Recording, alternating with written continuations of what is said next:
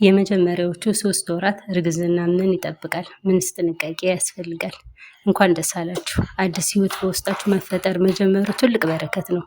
ነገር ግን የመጀመሪያዎቹ 3 ወራት በአካልም በአእምሮም ብዙ ለውጦች የሚታዩበት ግራ የሚያጋባ ወቅት ሊሆን ይችላል። ዛሬ በእነዚህ ወራት ስለሚታዩ ምልክቶች እና ማድረግ ስላለባችሁ ጥንቃቄዎች እናወራለን።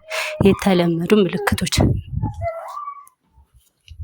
መጀመሪያ ሳምንታት ሰውነታችሁ ለጽንሱ እድገት ሲዘጋጅ የሚከተሉት ለውጦች ሊታዩ ይችላሉ።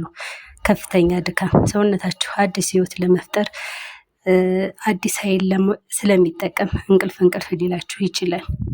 የጠዋት ህመም ወይም ሞርኒንግ ሲክነስ፣ ማቅለሽለሽ ወይም ማስመለስ። ስሙ የጠዋት ይባል እንጂ በማንኛውም ሰዓት ሊከሰት ይችላል። የጡት መለስለስና ማበጥ በሆርሞን ለውጥ ምክንያት የሚመጣ ነው።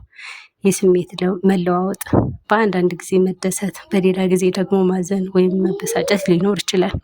ማድረግ ያለባችሁ ዋና ዋና ነገሮች: ወደ ሕክምና ተቋም መሄድ፣ እርግዝና መኖር አለመኖር በምርመራ ማረጋገጥ፣ የጤና ክትትል መጀመር፣ ፎሊክ አሲድ መውሰድ።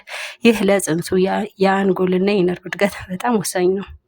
ውሃ በደንብ መጠጣት ሰውነታችሁ እንዳይደርቅ እና ድካም እንዳይሰማችሁ ያደርጋል።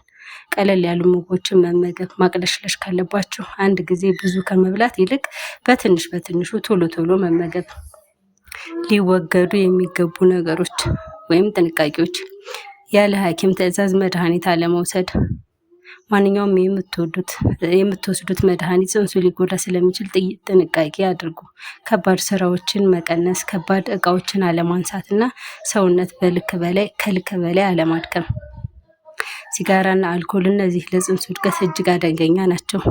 ጥሬ ምግቦች፣ ያልበሰሉ ስጋዎች ወይም ጥሬ እንቁላል በተለያዩ ባክቴሪያዎች ሊያጋልጡ ስለሚችሉ መራቅ አለባችሁ።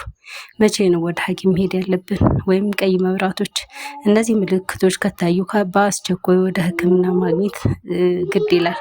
ከፍተኛ የደም መፍሰስ ካለ፣ ከፍተኛ የሆነ የሆድ ህመም፣ ቁርጠት፣ ምንም ምግብ ማስቆም እስኪያቅታችሁ ድረስ ማስታወክ፣ ከፍተኛ ትኩሳት፣ እነዚህ ካሉ በአስቸኳይ ወደ ሆስፒታል መሄድ አለባችሁ። ማጠቃለያ: እናትነት የረጅም ጉዞ የመጀመሪያ ነው። እነዚህ ምልክቶች ቢከብዱም ለተወሰነ ጊዜ ብቻ የሚቆዩ መሆናቸውን አትርሱ። ዋናው ነገር ለራሳቸው እረፍት መስጠትና በሰላም መቆየት ነው። በሌላ ቪዲዮ በሁለተኛ ዙር ወይም ሰከንድ ትራይሚስተር እስከምንገናኝ ሰላም ሁኑ። ሰብስክራይብ ማድረግ አትርሱ።